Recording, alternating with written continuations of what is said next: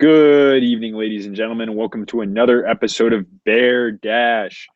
I am one of your hosts, Jasper Kenzo Sundin of the Daily Californian, I'm Shailin Singh, also of the Daily Cal. and we are here to talk all things Cal football. In the words of our good friend Joshua, and let's go. Let's get this episode underway and let's get started. Tonight we have a packed slate. We've had a couple weeks off, but we're coming to you to talk about all the turnover in the Cal coaching staff and the Cal roster because there's always plenty of that. We're here to talk to you about the NFL. Unless you've been sitting under the proverbial rock, you've probably heard about Aaron Rodgers' accomplishments and Jared Goff's movements. And then we'll end with a little friendly debate about the future and the past of Cal football. But let's get this started. Shailin, a lot happened with both the coaching staff. A little bit happened with some roster changes, some recruiting updates. I know you guys talked about Keith Hayward last time you were on the show, but break it down for us. What are some of the personnel changes we've seen on the coaching staff? So one guy I want to start with is someone who has been absolutely instrumental in bringing Cal from a mediocre / subpar recruiting school into honestly one of the better ones in the country and definitely the Pac-12 now, and that's Marshall Charrington. He was Cal's director of recruiting strategy and has since left to be USC's director of recruiting strategy. So same position. You could say a better football school.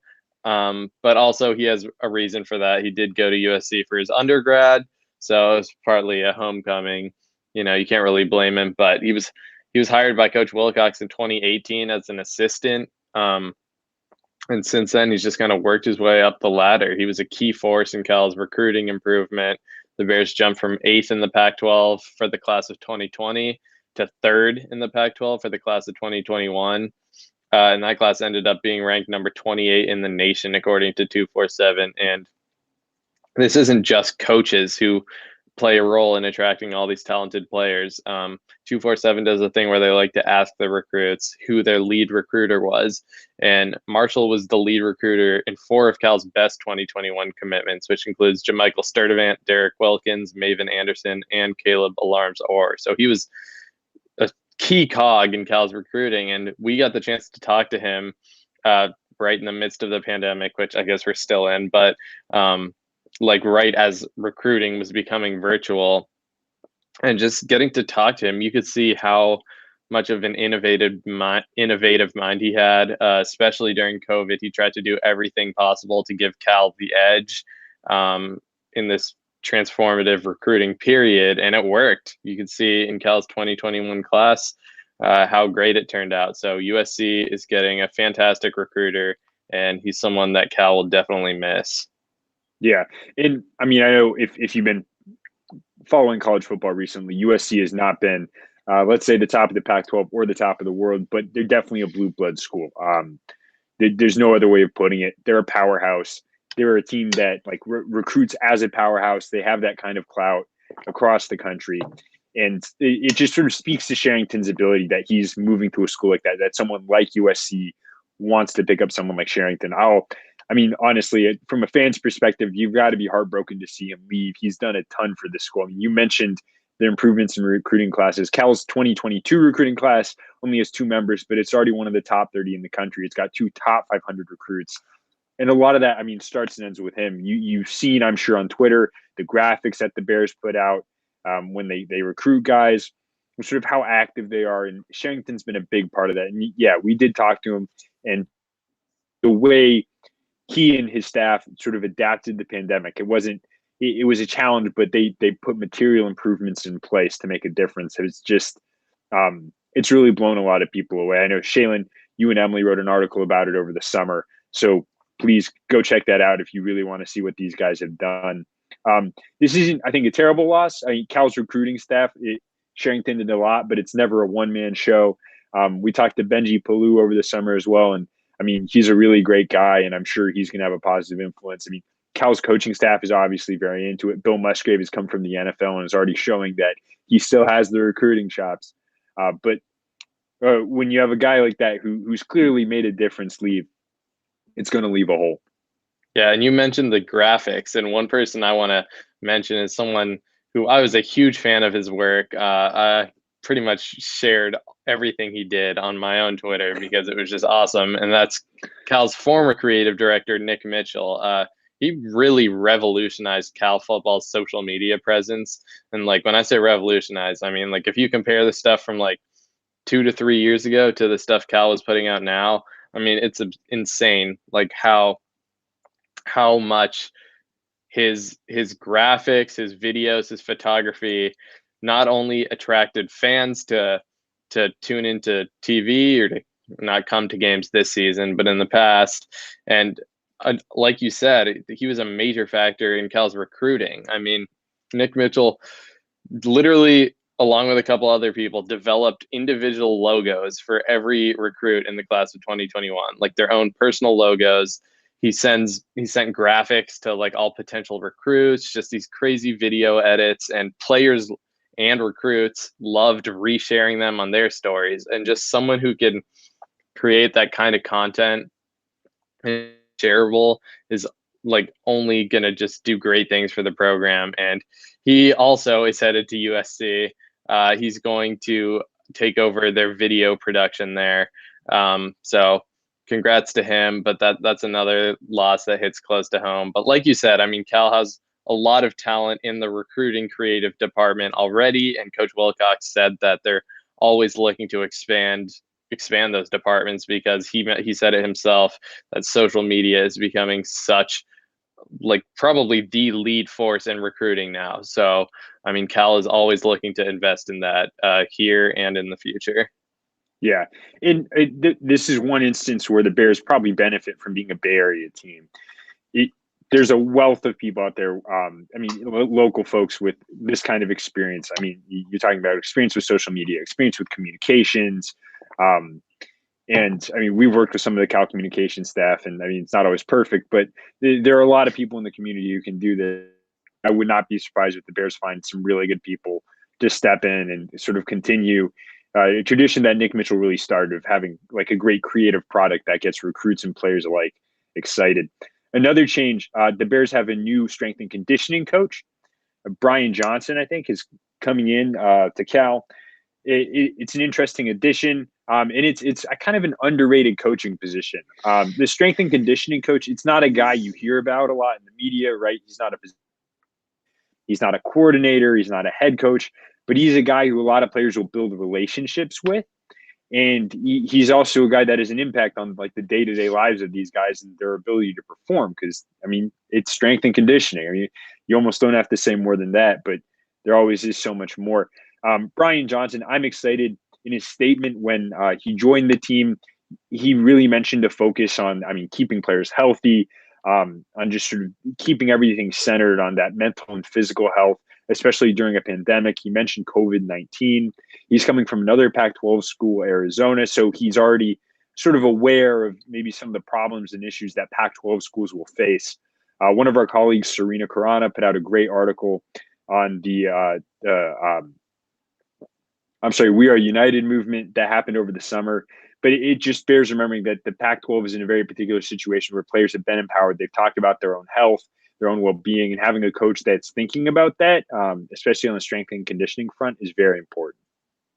Yeah, and Cal's losing Torrey Becton to Texas, who formerly held that position. He's going to be their director of football performance at Texas. So they're also a huge blue blood football powerhouse school. So I mean, it's a common theme that all these Cal staff members are going to great schools, and that says a lot about the program that Coach Wilcox has put together, that all these coaches and staff members are getting so-called promotions pretty much every year now. I mean, we saw it with Tim DeRuyter too. He's going to go be the defensive coordinator of Oregon, who is always one of the best football schools in the country. So that says a lot about what Coach Wilcox is putting together staff-wise, and I'm sure it'll be the same way where every single year players from Cal's program get poached. Gerald Alexander to the Dolphins. That type of stuff is going to happen every year because of the caliber of talent that Justin Wilcox is bringing in.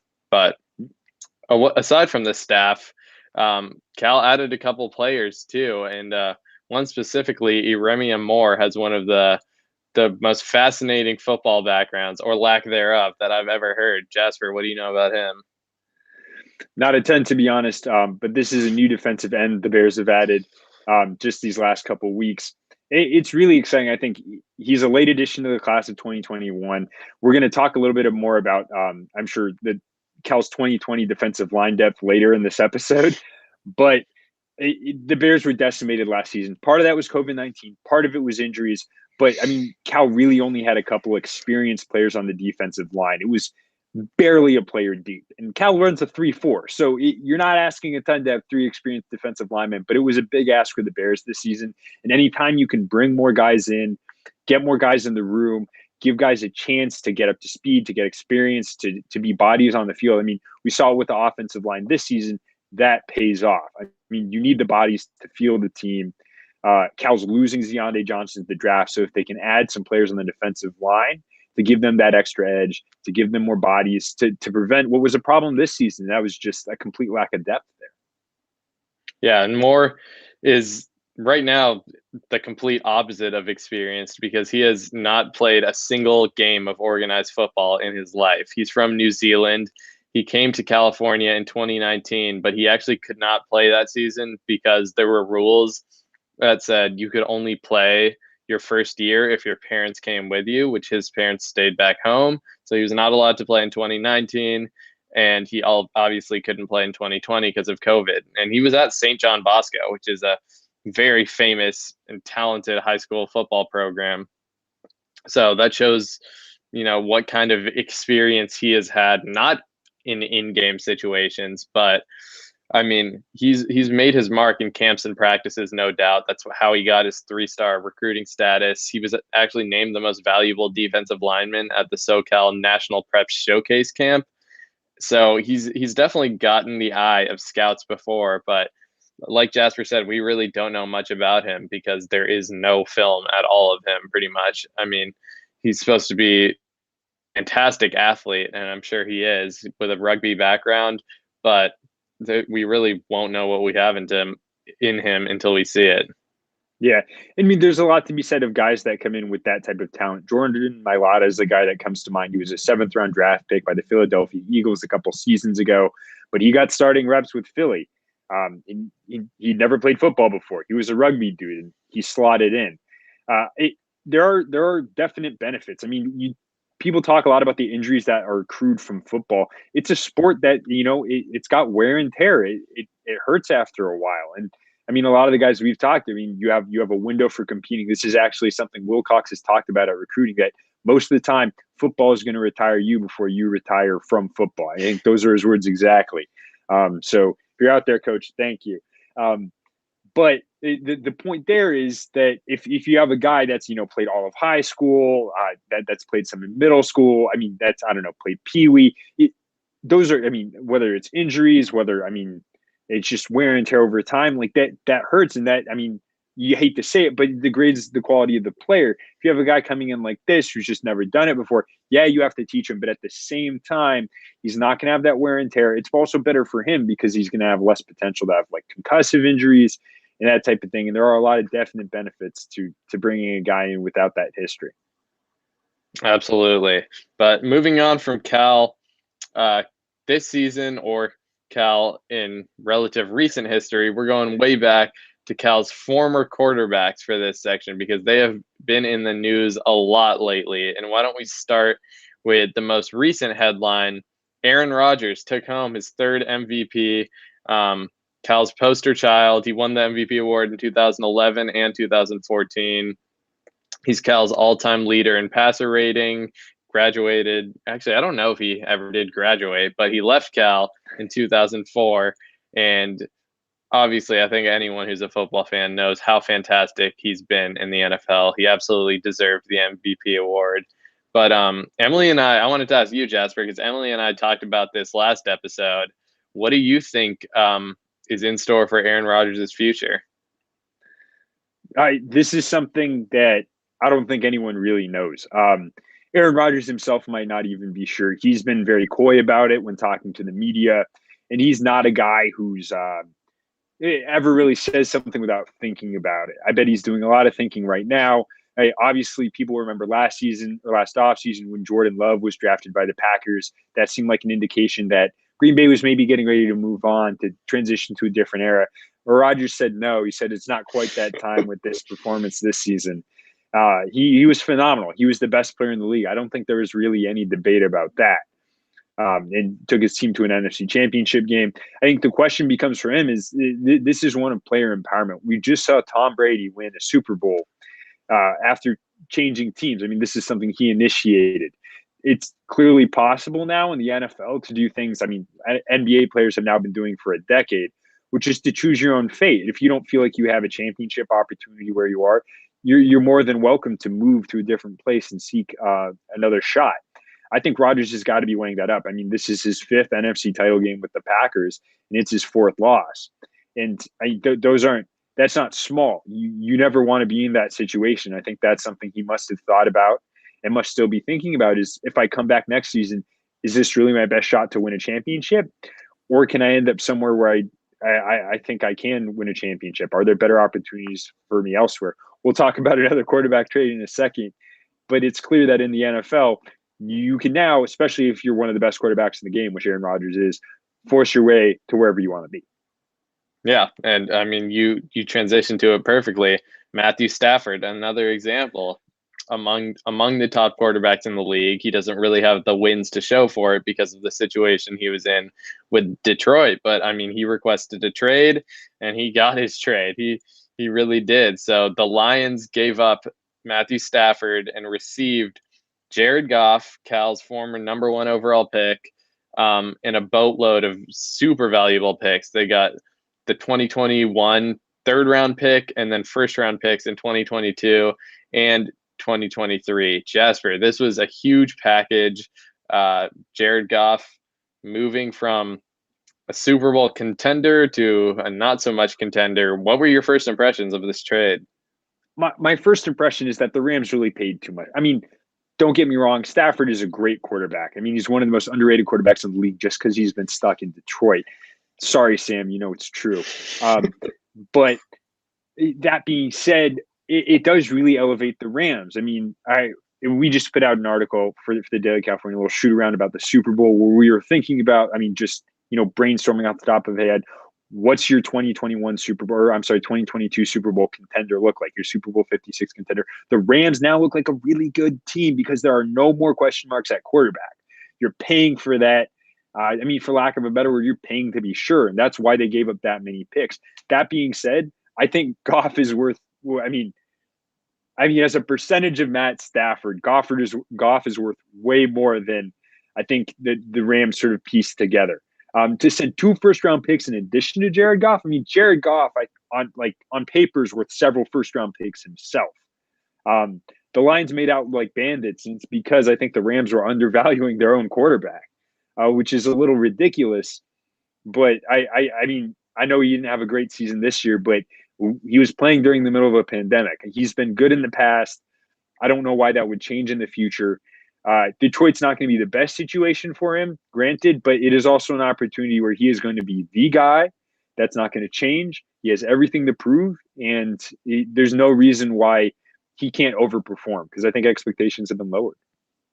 Yeah, I think part of what made it hard for the Rams to get rid of Goff was his contract. He's due to make about $30 million each year for the next 4 years, but I mean, he is going to get a fresh start on a team that doesn't have the highest expectations, so it definitely puts a little less pressure on him because he's still young. He's only 26 years old, and like you said, he's only 2 years removed from a Super Bowl season where he had 32 touchdowns and 12 interceptions. So, I mean, he has the talent, but I think the Lions do need to decide whether they're going to structure the team around him or not. Like, they have to make the decision whether they think Jared Goff is their quarterback of the future or not, because Goff needs a strong run game to complement his passing abilities. We saw that with the Rams in his best seasons. They had fantastic rushing attacks, and he's also very good in play action, which the Lions didn't use Stafford in too much. I mean, Goff isn't really a guy who's just going to drop back and maneuver around the pocket till he finds an open receiver. So they do need if they're all in on Goff, structure the roster around him a bit more. But I do think they did give up a lot. The Rams gave up a lot to get Stafford, but I think this could absolutely end up being a win-win situation for both teams because the Rams are clearly in win now mode. And while, like you said, Goff is definitely talented, I think Stafford is a lot more experienced and has a much better arm and is just more suited for the weapons that the Rams have. I mean, they're stacked along the receiver, tight end, and honestly, across the entire field because their defense is absolutely insane. So they're bar injury, they should be in contention for a title. And I think if they can make a Super Bowl and obviously if they win one, this trade will be more than worth it for them. Absolutely. I think the one final thing I want to touch on here is we talked about Aaron Rodgers. Now Jared Goff is in the same division. This is a PR dream for Cal football. If any of you remember when the Rams were playing the Packers in the divisional round this season, just how on top of it the Bears were. I mean, we've talked about their social media stuff, but they made a killing. They were all over it. It's a recruitment heaven when you have two of your most famous alumni playing each other in a high-stakes game. That's going to happen twice a year now. 2 times a year, Cal's going to get to trot everything out and say, hey, look, these were our guys. That's a massive win for the Bears. And I'm not talking about the Chicago Bears. I'm talking about the Cal Bears. That's, from a recruiting perspective, you could not ask for much more than to have your 2 most famous NFL alumni playing each other twice a season. That's going to be phenomenal. Yeah, and I think it's in Cal's best interest as a school for the Lions to be good as well, because I mean they're not going to contend for a Super Bowl, but if Jared Goff can have a rebound season or even just the next few years be consistently above average quarterback, I don't think you can ask for much more. Absolutely. That being said, though, we've talked a bit about the NFL. That's not really what we're here for. We're going to get into some real old-fashioned debating and brawling here. Shailin, Cal's 2020 season was kind of funky, but they've rebounded. They've had a great recruiting class, lost a couple guys to the draft, gained some coaches, lost some coaches. But looking at what we know about the future, what we've seen about the past, if you had to compare Cal's 2020 roster, Cal's 2020 team to Cal's 2021 squad, or at least as we think they'll be, which team would you take? Who would be better? Okay, so before we start this, I want to just clarify, what is your definition of which team's better? Because I think we can both agree that Cal's win percentage in 2021 will probably be better than 2020. But the way I'm basing this is if like this was Madden or like NCAA is coming back, right? If you could have the 2 teams play each other, which one would win? That's how I'm basing this. Is that fair? That's fine with me. I'm here for those rules. Okay. For me, I don't think it's even close. I think Cal's 2021 roster. Well, okay, if we're talking about just the roster, that's a different story. But 2021, the talent as a team, like a cohesive team, I think is just going to be a lot better for so many reasons. But for me, it starts with a full offseason and Bill Musgrave's offense, because we talked about that so much during the season, how much it was hindering Cal to not have an offense that really had time to like be installed at all. And Musgrave in an interview last week said that Cal's offense in 2020 was very, very limited compared to what the 2021 playbook will have. They were essentially, they had training wheels basically, because Musgrave said that he didn't want the players to be hesitant, like not knowing the ins and outs of every play. So they just cut the playbook into like its bare minimum. And that's what Cal played with in 2020. So while the roster will be a lot different, I mean, not a lot different. Cal still has most starters returning on both sides of the ball. There are some key losses, but I think just the offensive alone in 2021 will be enough to like make that roster so much better. Look, I absolutely agree that with a full offseason, Cal's offense especially looks completely different. But my argument is still that their 2020 squad is going to be the better one. You said they didn't have a ton of losses, but they did have some really key ones. I mean, the guy we're both thinking of is Cam Bynum. He was going into the season the best player on the roster. You lose your best player, I'm not sure how you can turn around and say the team gets better. I mean, obviously he's one dude. I mean, it's hard to quantify the impact of a defensive player the same way. I mean, you could have like a quarterback or a star receiver or star running back, but Cal doesn't have a number one cornerback to replace Cam Bynum. I mean, the luxury of just being able to go out there and say like, hey, Cam, cover the other team's best receiver, just take away half the field. I mean, that's game changing. Like that absolutely, I mean, to me, insane. The Bears don't have someone who can do that now. Anuzium and Drayden are going to be great. We've talked about Anuzium as a guy. I mean, he's got the physical tools. It feels like he's been right there for a while. He's been talked up by the coaching staff. He's been talked up by Cam Bynum himself, but he didn't show up last season. Bynum did, and Bynum always does. And that for me is a massive difference. The other one, it's the defensive line. I mentioned this earlier. Cal was thin last season, and they lost Deontay Johnson to the draft. Or, I mean, presumably to the draft because we haven't seen it yet. That is just like the Bears aren't suddenly getting another veteran defensive lineman to replace Deontay. That doesn't just magically happen. And those are just two really key losses for me. Jake Curran is another guy who they'll miss, but the Bears showed some solid play on the offensive line without him. But without those two key contributors on defense, I can't really see Cal's 2021 team being better.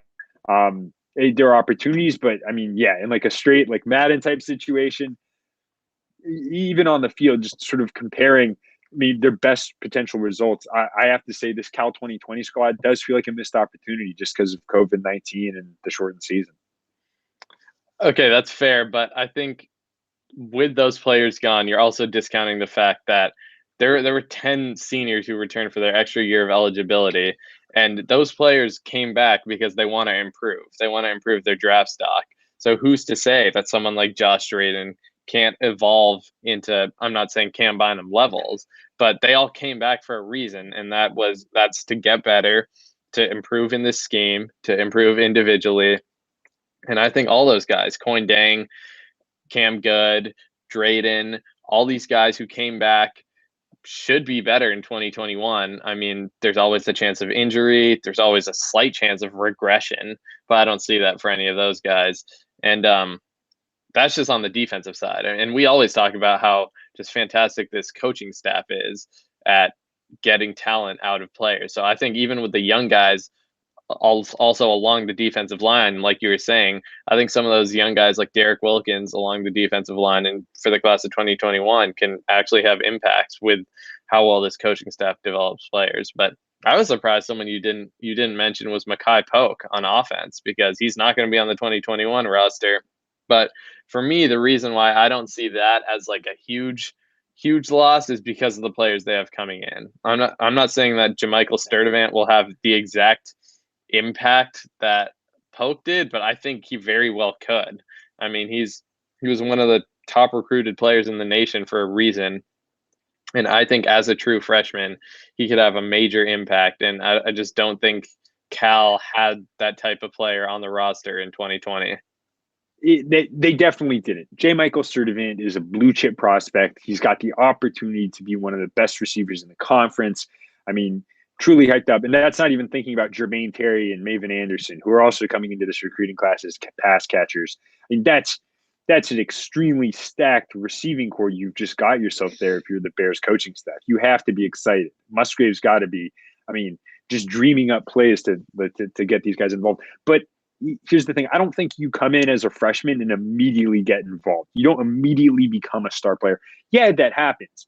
And I mean, Jermichael Sturdivant, Maven Anderson, Jermaine Terry, these are all guys that I think they're high-level prospects in a way that Cal has not had in a while. And I wouldn't be surprised to see them get involved in it. I wouldn't even be surprised to see one of them have a breakout season. But to say they're all going to be immediate high-impact players, I think is a bit much. One of the things we talked about on this Cal offense, and one of the things that we really liked about them before the season began, was their experience, veteran lineup. These were all guys who played before. And you don't just replace that all of a sudden. Yeah, I mean, you get lucky. You got a guy who just adapts quickly, but college ball is a different game than high school ball. And that's another selling point for me on, guys like Mekhi Polk in this 2020 squad. Yeah, I mean, we could debate this all day, but unfortunately, we'll never even be able to see an outcome unless Elon Musk or someone develops some type of time continuum travel thing where we could pin the two teams against each other in a real life matchup. But unfortunately, I don't think that's going to happen. Who knows, man? We'll see what EA does in the next couple of years. We could have fun with this. We could have a lot of fun with this. Unfortunately, though, we won't be having any more fun today. Our time is up, folks, but it's been a pleasure. We look forward to it every week. We hope you do as well. We'll be transitioning to an every other week schedule, maybe until the NFL draft comes around, just because it is the off season. Cal's not playing every week. We wish they were, but you can't have everything in this world. And now the NFL 2 is coming to an end. But we will be around. We will be having fun, and we'll be talking all things Cal football. It doesn't end. You can catch Dash Sports live on Facebook, Instagram, TikTok, and Twitter. You can find all our content, all of the Pac-12 schools content. You can find Shailin and I on Twitter and at dailycal.org, where we publish articles as much as we can and on anything that happens that's concerning Cal football. But folks, it's been a pleasure. And in the words of our good friend Justice De Los Santos, stay hydrated. And that is all.